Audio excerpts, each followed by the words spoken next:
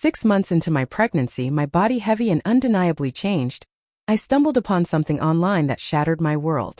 It was a question posed by my husband on a popular forum. Are there any methods to induce a natural miscarriage in a late-term pregnancy? I had been so utterly, blissfully convinced that Ethan, my kind, attentive husband, the man who fulfilled every expectation of a devoted partner, was my loving sheepdog. The truth, revealed in those cold, digital words, was that he was a wolf in disguise.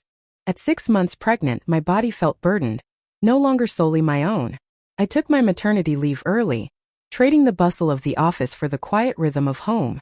My days were filled with the gentle melodies of prenatal music, devouring articles on parenting and baby care, scrolling through social media, simply waiting for the arrival of our child.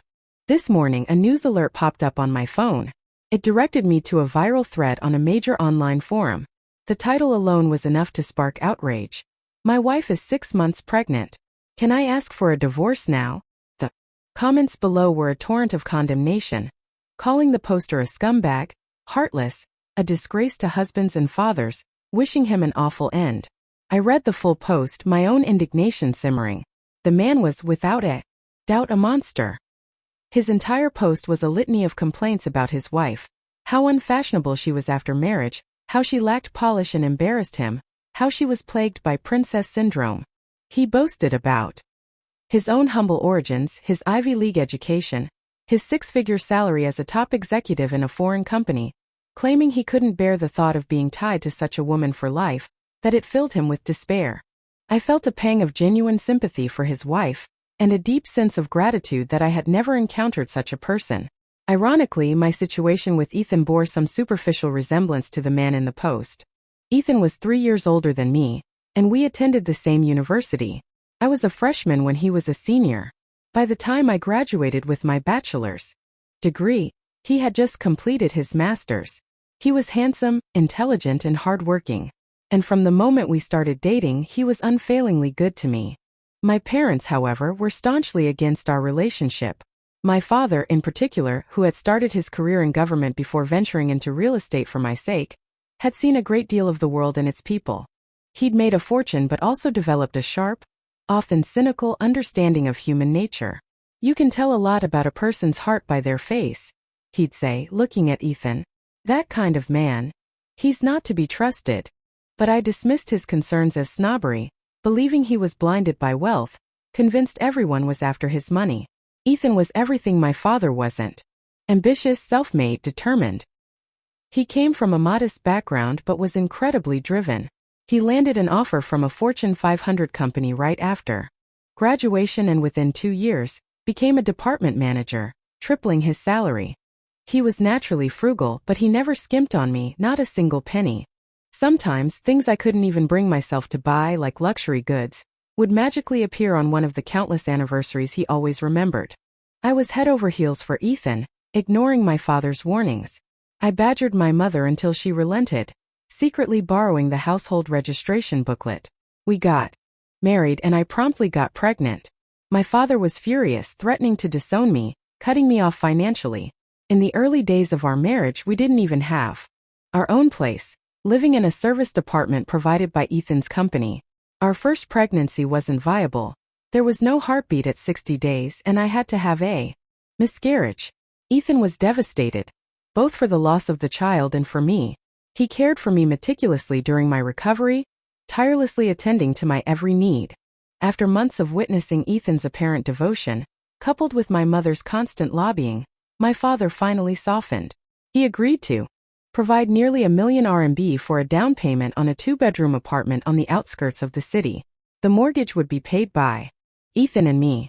A year and a half later, I was pregnant again. Ethan became even more attentive, treating me like fragile porcelain, doting on me endlessly. I truly believed I had found the rare exception, that meeting Ethan was a sign I had saved a galaxy in a past life. The baby kicked, a familiar flutter within me. I adjusted my position on the sofa, leaning against the pillows, and went back to reading the comments on the forum post. I wasn't one to jump into online arguments, but I enjoyed reading the scathing replies. Scrolling down, a comment detached itself from the general chorus of condemnation, jarringly out of place. It was from someone who seemed to share the original poster's twisted views. Their comment utterly devoid of empathy. Perfectly understand the OP. I've wanted a divorce for ages too. If it wasn't for my wife's family having a house slated for demolition, would I have put up with her for this long? Planned to divorce her the moment the compensation came through, but wouldn't you know it, she gets pregnant. She's almost 6 months now and I can't get rid of it. So annoying. Any ways to induce a miscarriage in a late-term pregnancy? Monstrous. Beyond belief. The sheer depravity of it made my blood boil. Perhaps it was the pregnancy hormones, but a morbid curiosity mixed with my fury. Clicked on the all replies option for that comment, wanting to see what other vile thoughts this person could spew. What I saw sent a chill down my spine. A disturbing exchange between two callous men unfolded. Original commenter. All I want is for her to fall flat on her back and lose the baby too. I'd be so relieved. Reply, tell me about it. But you never know, maybe during labor. If you're lucky, she'll go straight to hell. Original commenter. The odds are too low. But I heard there's a drug online that can cause a late-term miscarriage. Wonder if it works. Reply, really? PM me the link? Random user. May you two scumbags live long and prosper together. And may you rot from AIDS and STDs. Random user B. Second that. Hope you two lovebirds stay together, and do humanity a favor by keeping your depravity contained. Let your poor wives go. I read, my teeth clenched. A knot of nausea tightening in my stomach. This was more horrifying than any drama I'd ever watched. What kind of dark, cruel individuals could utter such words? Wishing death upon the woman carrying your child simply because her pregnancy made divorce inconvenient? Calling them pigs and dogs would be an insult to animals. Furious, trembling, I clicked on the commenter's profile picture, wanting to see the face of this garbage human. There was no clear face. The avatar was a close-up photo of a watch on a man's wrist. A Longines watch. The pose felt deliberately staged, influencer-like, immediately signaling a certain type of person. This person owned a Longines? My mind flashed to last month, Ethan's birthday. I had given him a Longines watch, a similar model. A wave of self-loathing washed over me for my poor taste in gifts. Wait. The thought struck me like a physical blow, making my vision blur. A Longines watch. A man's wrist. A hint of a plaid shirt cuff. A pea-sized black mole on the back of his hand. And below the wrist, visible because of the angle of the staged photo, an influencer-style mousepad. Wasn't this Ethan's hand? My blood felt like ice in my veins. My fingers trembled as I clicked the profile picture, zooming in further. It was unmistakable. Every detail screamed it: the watch, the cuff, the mole, the mousepad. This photo was Ethan's hand. And Ethan had used this photo as his profile picture. This man, this monster who wished death upon his pregnant wife, who resented her existence but clung to her because her family's house was being demolished, was Ethan? No, it couldn't be. There must be a mistake. Maybe Ethan had just taken a photo of his watch and put it online somewhere, and someone else had downloaded it and used it as their avatar. Besides, I hadn't heard anything about our house being demolished. This person couldn't be Ethan. It simply couldn't be. Ding dong. A WeChat message. From Ethan. Tang Tang, what do you want for dinner tonight? My mind was in chaos, my stomach and heart churning. I had no appetite, only dread. I gripped my phone, my palm sweating. Then Ethan's call came through. He would always call if I didn't reply to his messages within 3 minutes. He'd say he was worried something had happened to me. Hearing his familiar, solicitous voice, I forced a cheerful tone, claiming I had just been napping. He sounded relieved but still concerned, reminding me not to sleep with the air conditioning on, not to doze off on the sofa, to cover myself with a blanket, and to tell him.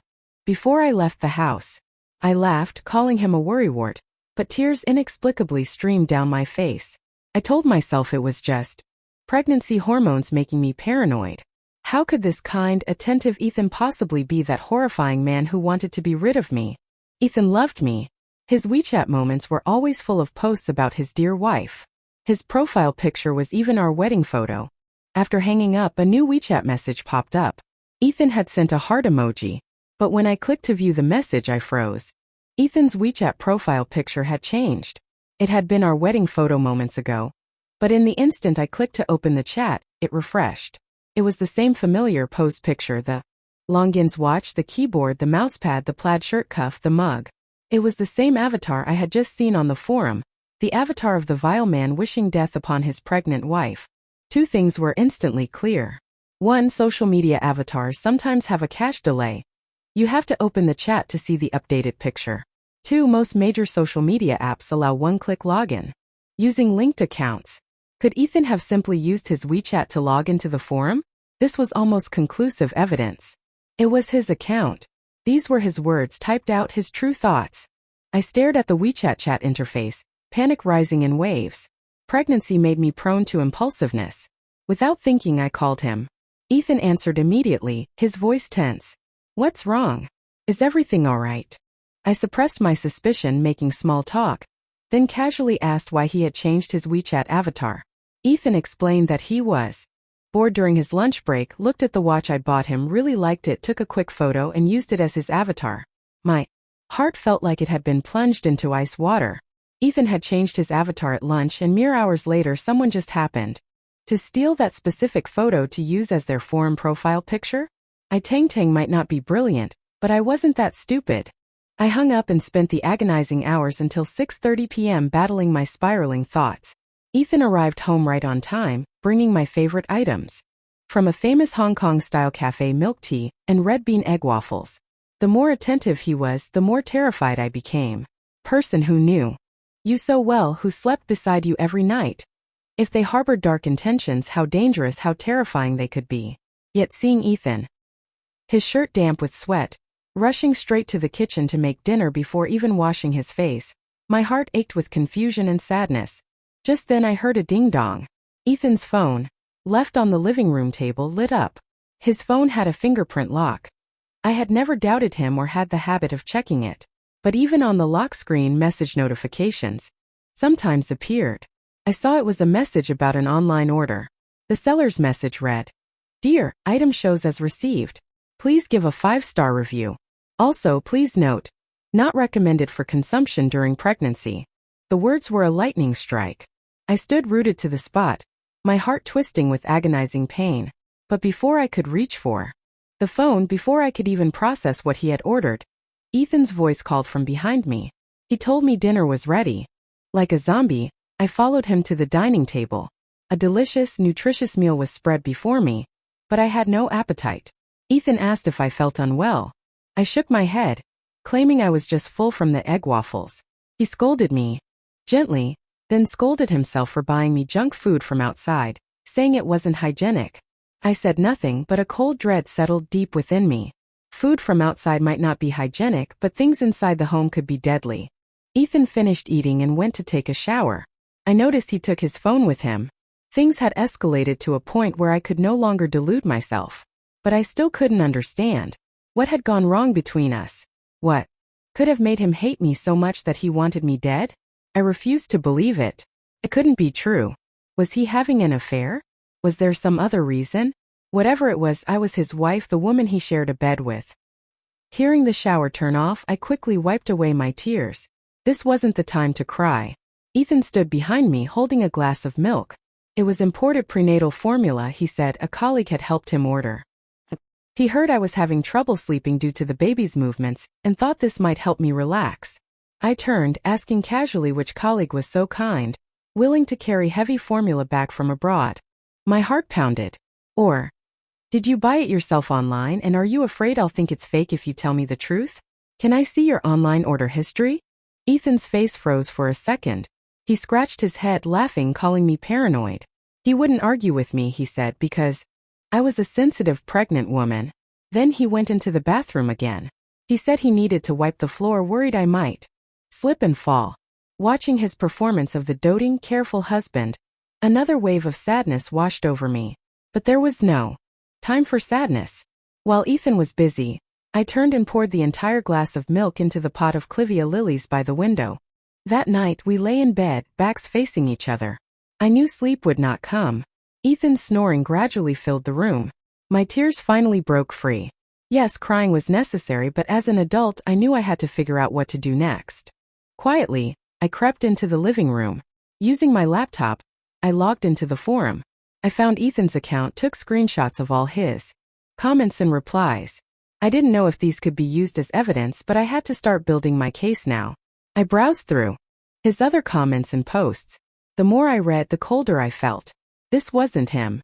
The man writing these things was a stranger. Monster indistinguishable from the terrorists who could calmly report a wife missing one moment and then dismember her the next. But people do terrible things for motive: love, money, lust. I racked my brain, unable to fathom what I could possibly have done to make Ethan hate me enough to wish for my death. I replayed every moment of our relationship, from meeting to falling in love, from marriage to our life together. My family and I had always been respectful, even generous towards him. There was no deep-seated resentment.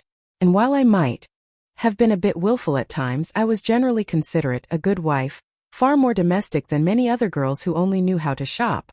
So he shouldn't hate me. That left only one possibility. He had someone else. And because of her, he was desperate for a divorce. Who was she? Who was the woman Ethan was willing to commit such depraved acts for? The next morning, Ethan left for work.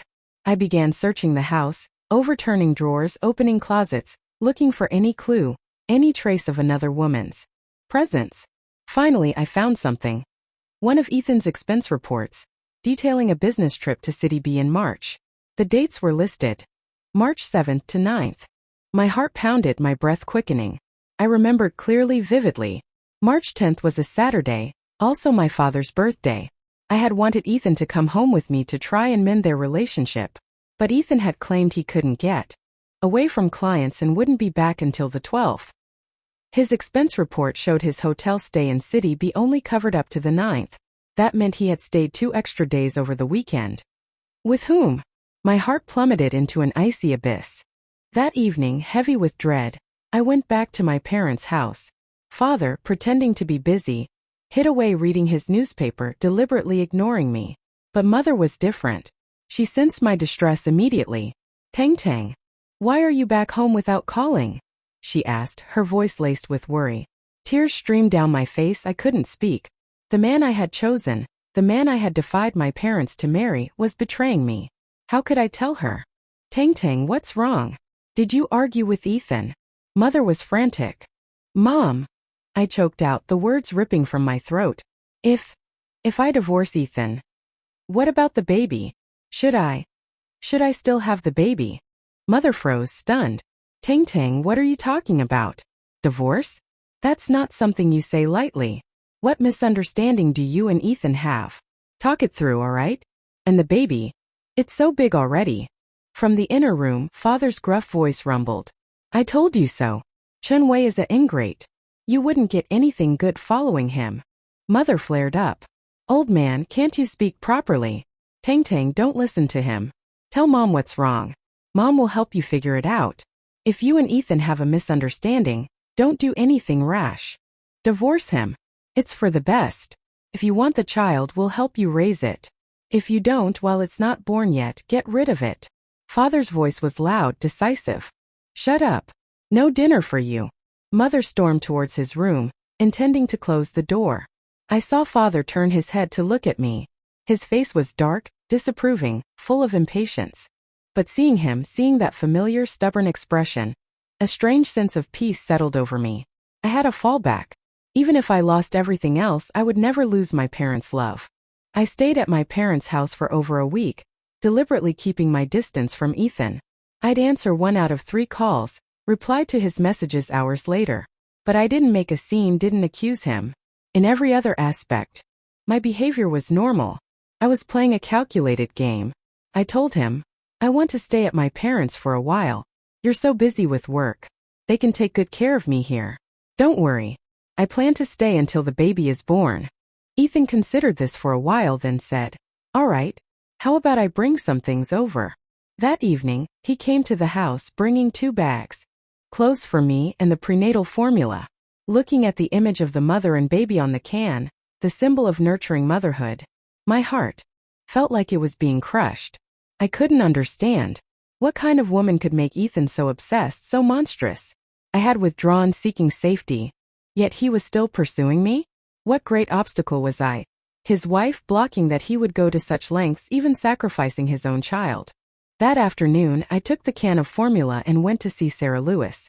Sarah was my university classmate, now a project manager at a foreign company. She came from a modest background, a half-hometown friend of Ethan's from a neighboring province. In university, Sarah had been shy, somewhat unfashionable. Seeing her today was a shock. She was dressed in a sharp, confident business suit, looking sophisticated and capable. Next to her, I felt like a round-faced, acne-prone pregnant woman, a complete contrast. "All right, Manager Lewis," I said, smiling. "Looks like you've been promoted again." She waved it off. "Don't tease me, Tang Tang. No matter how many promotions I get, I'm still a miserable worker bee. Can't compare to someone born in Rome like you. I heard your family's house is going to be demolished?" Little heiress. I froze. "You heard my house is being demolished? From whom?" I hadn't even known about this. Where had Sarah heard it? "Don't hide it. It's not like I'm asking for money." Sarah coughed awkwardly, changing the subject slightly. "So Tang Tang, you're due soon. Why the sudden urge to meet up?" Biting my lip, I slammed the can of prenatal formula onto the table between us. Sarah looked bewildered. "What's this? You couldn't finish it? Giving it to me? I'm not pregnant." "Sarah," I said, my voice trembling, "you work at a pharmaceutical company. You have access to testing equipment, right? Could you help me check this formula? I suspect there's something wrong with it." Sarah rubbed her temples. "Hold on, Tang Tang. I don't understand. What are you saying?" I poured out the whole story, the forum post, the travel dates, the suspicious delivery notification, my growing terror. I told her I feared Ethan might be trying to harm me, that I suspected the formula was poisoned. Sarah jumped up. "That's impossible, Tang Tang. Ethan, I saw how much he loved you back in university. His devotion was crystal clear. I'd believe the sun would rise in the west before I believed Ethan was trying to kill you and your baby to get a divorce. People change," I sighed. "Look at me. I was a campus beauty back then. Now I'm a haggard pregnant woman. I think Ethan has someone else. He didn't want a divorce. Me at first because my dad wouldn't buy us a house, he wouldn't get anything. Then my parents softened, put money down for an apartment. His name is on the deed. Now he wants to dump me and take his cut. The apartment was bought after we married. My father had relented after seeing Ethan's apparent care during my recovery. But the property market had been good. The apartment we lived in was worth at least 4 million RMB. Even with the mortgage, Ethan stood to gain significantly." Sarah's eyes widened. "So you think Ethan wants to divorce you, take the house. But you got pregnant, he has someone else, doesn't want the baby, and is trying to harm you." I nodded. "See? Doesn't that sound somewhat logical?" "Logical, my foot. You're just crazy from pregnancy hormones," she exclaimed. "Then humor me. Pretend I'm crazy and just help me this once. I can't bear it anymore. I live in fear every day. I'm falling apart," I pleaded. "Sarah, you're my only good friend. If you don't help me, no one can. Your company makes pharmaceuticals, you must have testing equipment. Just test this formula for poison, and that's it." "Tang Tang, it's not that simple." Sarah frowned. "If there's poison, it's a criminal case. Our company's quality control department. We don't just have the authority to walk in, grab samples, and run tests for people. Then what can I do? Just wait here, waiting for Ethan to find another way to harm me." My voice broke, my emotions spilling over. Sarah tried to comfort me. "We've been friends for years. Seeing you like this, it truly pains me. But Tang Tang, I've seen how Ethan treated you for years. I've been a witness. How much do you truly know about him?" I countered. "I'm the one who sleeps beside him every night." As I spoke, Sarah's phone lit up. A number I didn't recognize, no name saved. A stranger's call. But Sarah looked at me nervously, hesitated, then picked up and walked away to take the call in private. My eyes sharpened by suspicion caught the last 4 digits of the number. They seemed familiar. My heart sank slightly. My gaze drifted back to the can of formula on the table, watching Sarah, her back to me, talking on the phone. An idea formed. 10 minutes later, Sarah returned. She claimed she was swamped with work, clients, hadn't had a day off in 2 months. I smiled thinly. "Okay, busy bee. You go back to work. As for the formula," she said, picking up the can, "I'll hold on to it. I have a good relationship with one of the guys in QC. I'll treat him to some barbecue this week and see if I can get him to run a test. But this has to be confidential, okay? Even if something bad turns up, You can't use the report as evidence. You have to go through the police, follow the proper legal procedures. Understood, I said, feigning relief. After leaving Sarah, I went straight back to my apartment, packed some essentials, and returned to my parents' house. I suspected Sarah had told Ethan everything I'd told her. The next day, Ethan showed up, full of explanations. The forum post? He must have logged into his account on a public computer and forgotten to log out, and some malicious colleague had used it to post those disgusting things. The 2 extra nights in City B? His company wanted to save money, so a colleague also traveling there shared a standard room with him on Friday night, and he just stayed until Monday. The suspicious online order. The not recommended during pregnancy note? He'd bought hawthorn candy for his mother, not me. I just smiled coldly. Ethan stood up, his eyes red-rimmed. Tang, if you really don't want to be with me anymore. Whatever you say. I've explained everything I can. I stood facing him. Ethan, you're such a cautious person. You logged into an account on a public computer and forgot to log out. If you don't believe me, I can't help it. I know pregnant women are sensitive, prone to overthinking, but your thinking is too wild. Tang, I may be poor, but for years I've been good to you, to your family. With that, Ethan slammed the door shut and left. A few days later, Sarah came to see me, bringing the results of the formula test. See for yourself, she said, handing me a paper. The ingredients, the fat content, all the levels are normal.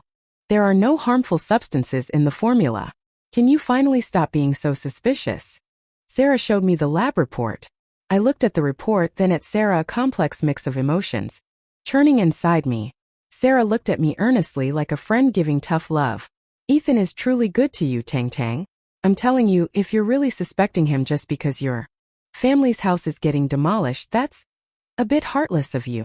From what I know of Ethan, he'd sign away his share of property without a word. But you're putting him through so much. I nodded. Thank you, Sarah. After a long, difficult conversation with my parents, I packed my things and returned to my apartment, the home Ethan and I shared. I started cooking myself, preparing meals. Ethan was surprised, commenting on how agile I was with my big belly. He came close, reaching out to touch the baby, but I swatted his hand away. Still mad, wife? Ethan tried to coax me. I sighed. The baby's coming soon. I don't have the energy to be mad. Ethan instantly brightened. Wife, I'm sorry. It's all my fault. I should have been more patient, explained things better, communicated properly. Enough. Stop with the apologies. I came back because I want to discuss something serious. I told him I wanted to move my household registration, my hukou, to my parents' old house. Ethan was stunned. Tang, you're not mad anymore, but you still want to leave? I couldn't help but laugh, a sharp, bitter sound. What are you talking about? Thanks to you, I found out. Our old house, the one you heard about, it is being demolished. It wasn't just talk, it's actually happening faster than expected. An extra household registration means over 40 square meters of extra compensation. Do you know how much 40 square meters in that location is worth? Millions. Oh, Ethan said, relief flooding his face. You scared me. His attempt at nonchalance was sickening, but I held my tongue. I was here for a purpose. I would make this poisonous man pay, make him lose everything, ruin his reputation. The next morning, Ethan made me breakfast. While we ate, he casually brought up the topic. Right. You said yesterday the old house is definitely being demolished? Yes, the official approval came through. I sipped my porridge, feigning disappointment. It's just a shame. The compensation will be less than 20 million, and we have to share some of it. Ethan's eyebrow twitched. Why do you have to share? With whom? Did you think you'd get it all? I laughed, a chilling sound. Did you forget? It was my grandparents' house. My uncle gets a share too. Your uncle? The one who never married. The one who had a stroke the year before last. Yes. I smiled at him, a look of hidden meaning.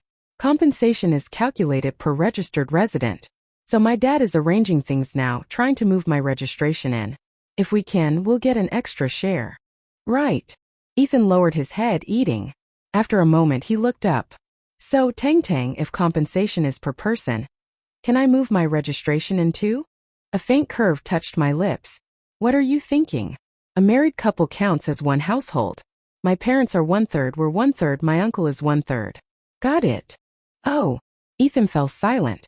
That weekend, my parents took Ethan and me to visit my uncle at the nursing home. The old man was surprisingly direct. He agreed to move his registration and give up his share, but the price was a flat 5 million RMB in cash. Leaving the nursing home, none of us spoke. We were all a bit dejected. 5 million RMB? Who had that kind of cash lying around? Mother tried to mediate. Forget it, maybe it's not worth the trouble. Your uncle is stubborn. He won't move his registration unless we give him 5 million. Father glanced at Ethan and me. What do you two think? I nudged Ethan's waist. He's asking you. Ethan gave a wry smile. Several million is a lot. We only have a few 100,000 now. Even borrowing, we can't raise that much. How about, Tang, we go home and talk about it. Back home, Ethan pulled out a pen and paper, calculating furiously, frowning, sighing. Utterly consumed by my family's property dilemma. I smiled. Ethan, how about we sell our apartment? It has over 1 million in mortgage left. We can pay that off with our savings, borrow a bit from friends. What do you think? Ethan hesitated, calculating again. I knew he was weighing which option was more profitable for him. After a moment he said, "It doesn't seem particularly cost-effective. Our apartment is already worth 5 million. If we give it to your uncle and then split your family's compensation, we'd only get around 6 million. All this trouble for over 1 million in pure profit? What else do you want?" I challenged gently. We'd still have to borrow money. Oh, people. Ethan seemed hesitant, clearly feeling it wasn't enough profit for the risk. Unless. His eyes lit up for a second, but the words died on his lips. Forget it. I won't say it. What do you mean? I pressed. Out with it. I'm afraid you'll get angry. I glared at him. I'm already angry. Are you going to say it or not? Okay, I'll say it. How about we get a fake divorce? Ethan's eyes gleamed with predatory excitement. One household counts as one person. If we divorce, we can each, as single individuals, move our registration into the house. Then we'll get an extra share. That way, selling our apartment makes sense. My eyes shone brighter than Ethan's. Husband, you're a genius.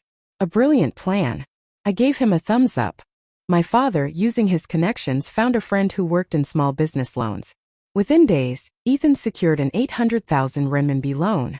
By rights, Ethan's financial situation shouldn't have qualified him for such a low-interest bridge loan. But thanks to father's influence, people were willing to help. Ethan owned a small 2-bedroom apartment in his hometown, inherited from his parents. It wasn't worth much, but it served as collateral for the loan process. Just like that, with the 800,000 renminbi loan and our combined savings, Ethan paid off the remaining mortgage on our apartment. So, Ethan asked me, visibly eager, when are we moving our registrations to your house? I could feel his impatience, his desperation. I smiled. First, I said, laying out the plan, we need to sell our apartment to get the 5 million cash for my uncle. Then we get a divorce. Then we each move our registration into the old house separately. That way we get one extra household, an extra 40 square meters. 40 square meters in the city center. Another almost 5 million RMB. However, things got a little stuck.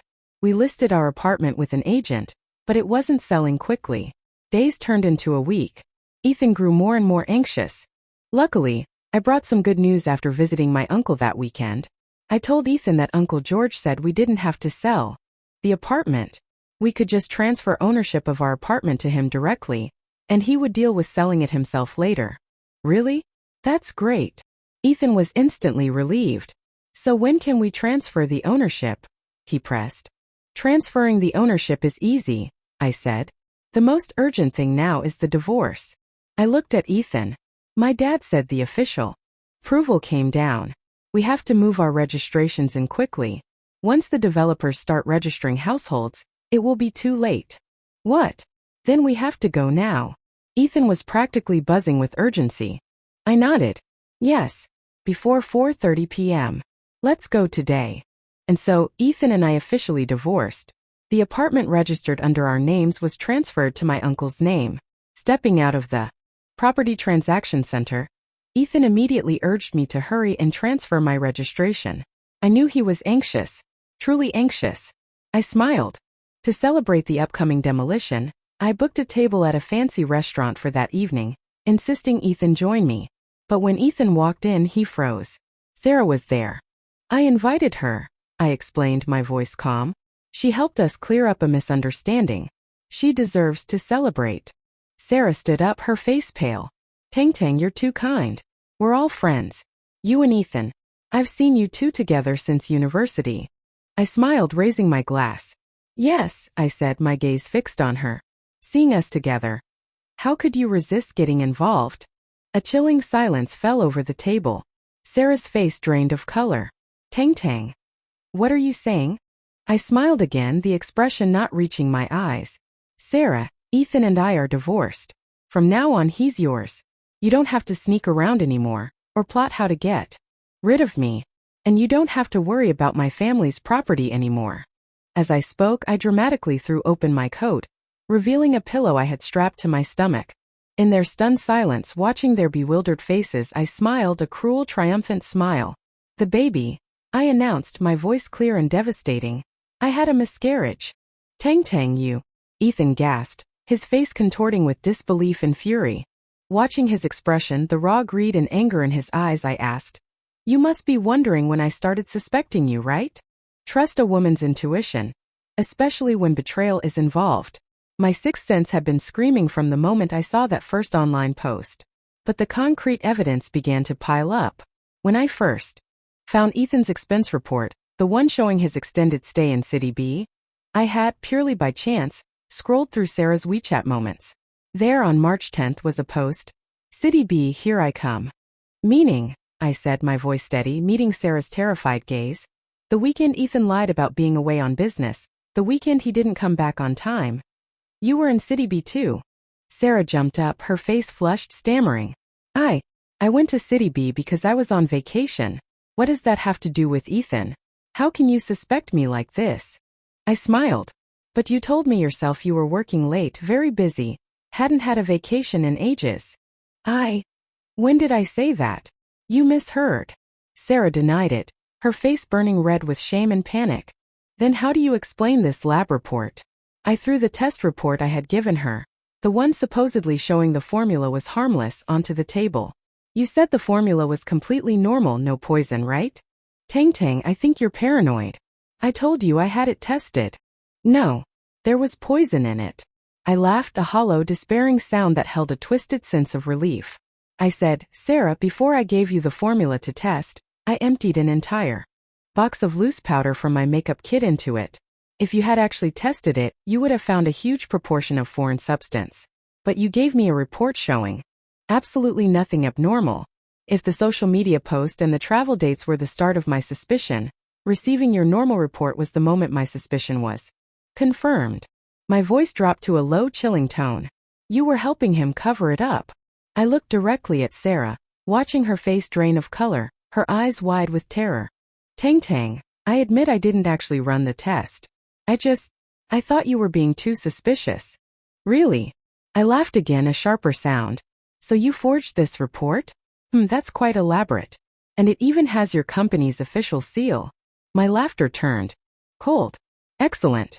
I've already mailed the original report to your company's legal department. I believe forging a company seal is a criminal offense, isn't it? Sarah's face was ashen. You. Ethan scrambled forward, his face crumpled in panic. Tang, it's not like this. I was wrong. It was Sarah. She seduced me. I was just momentarily confused. I regret it. I laughed, tears streaming down my face, not from sadness, but from the sheer grotesque irony of it all. Ethan, stop acting. You never imagined, did you, that this entire thing was my father's plan? Do you know when he first suspected you? It was on Lunar New Year's Day. You came to our house and brought a box of health supplements, remember? It just so happened that on the 7th day of the new year, Sarah came to visit and brought an identical box. My father, unable to bear my unhappiness alone, had started his own quiet investigation. He had used a friend in urban planning, deliberately leaking the fake news about our house's demolition when Ethan was doing something for his company. Originally, I said, my voice hard, accusing, pointing at Ethan, he planned to use that as a simple test for your character. Never dreamed that to get a share of my family's demolition compensation, you would scheme how to delay the divorce while trying to harm my child. I unleashed a torrent of pent-up fury. You greedy, heartless ingrate. My father raised me like a princess, not so you could trample all over me. Ethan, you are an animal. Since you have no humanity, why should we show you any courtesy? The entire family acted this out, just to make you give up the share of my family's apartment you thought you were entitled to. So the demolition, the transfer of registration, all fake, all made up, a charade we put on to trick you. I spat the words at him. Ethan, listen to me. The only real things are the divorce certificate and the fact that the apartment you transferred to my uncle. He transferred it back to me. Everything else is fake. Now you have nothing. Not only do you have nothing, you're buried in high-interest debt. By this time next month, that tiny apartment in your hometown will probably be repossessed too. How does that feel, Ethan? Surprised? Shocked? You deserve it. Both of you deserve it. With a sharp crack, I smashed my wine glass on the table, leaving the two of them, the scumbag husband and the vile accomplice. I turned and walked out of the room alone. Outside the restaurant, I saw my father leaning against his car, waiting for me. He looked older, his shoulders slightly stooped, a beer belly visible, his hair tinged with gray. In that moment my eyes filled with tears, not of sadness, but of overwhelming love and gratitude. I had been foolish, naive, immature. But I was also incredibly lucky, incredibly blessed. When I felt the future was hopeless, and human nature was utterly dark, my father had been there all along, silently protecting me. I suddenly remembered what my father had said to me on my wedding day. He had had too much to drink and he held my hand, his voice thick with emotion. Tang Tang. After you're married, you're still daddy's daughter. If Ethan bullies you, come home. As long as your parents have food to eat, you'll never go hungry. Now I could finally go home. Father was waiting. He was still my hero, my Superman, my eternal guardian angel. He would always love me, protect me, and never ever betray me. The end.